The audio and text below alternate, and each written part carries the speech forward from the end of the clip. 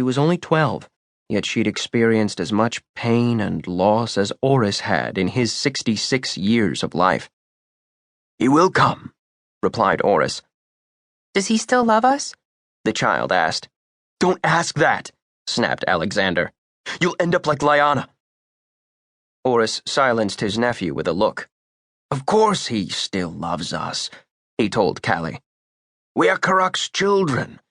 He will always love us."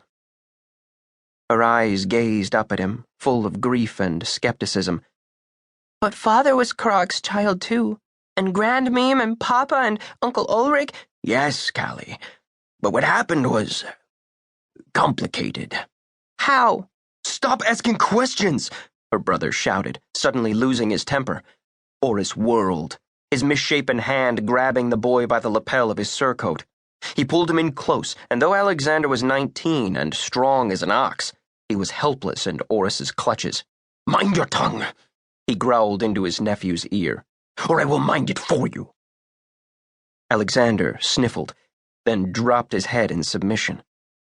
Releasing the boy, Oris stepped toward Callie and lifted her from the muddy ground, wrapping her up in his arms. She pressed her face into his shoulder, but didn't shudder, didn't cry.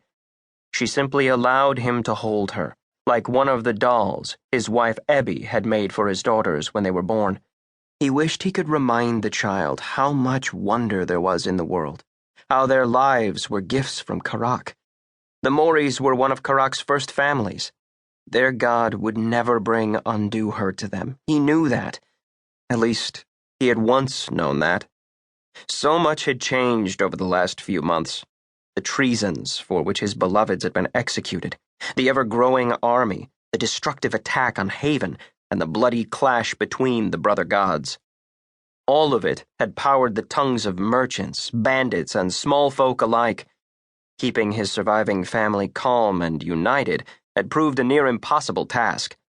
The events had cast a pall of sadness over what had once been a sparkling outpost of Neldar.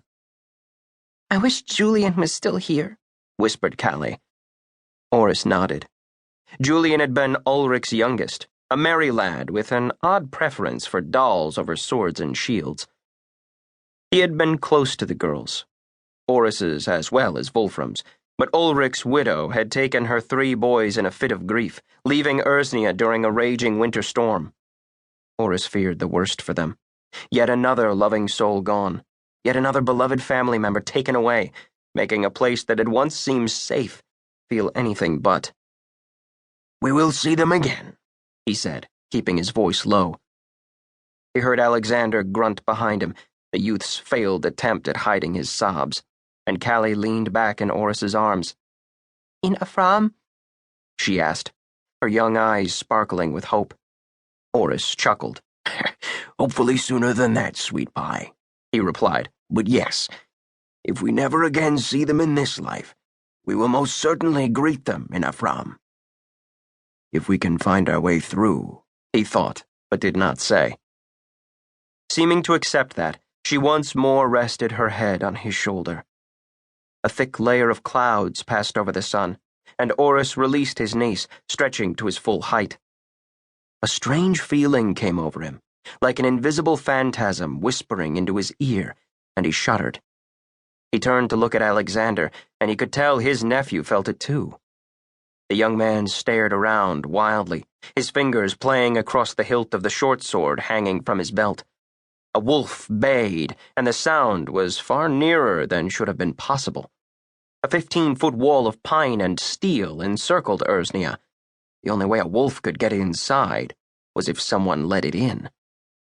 Then the beast howled again, and Oris realized it was no wolf. Another sound emerged beneath the howling, a muted bang and clank that reminded him of the time he'd taken a tour of the Mount Halen Armory in the far north. Swords. A queer sort of panic surged through him. Grabbing Callie's hand, Oris ran toward the manor through the cover of the trees. Alexander fell in step behind him. Oris's lungs, scarred after inhaling copious amounts of smoke while foolishly rescuing 3 whores from a burning brothel in Velderin, no longer worked as well as they should. After a few paces, he was breathing heavily. To keep listening to this audiobook, I've left you a link in the description so you can do it, at no cost thanks to Audible's 30-day free trial.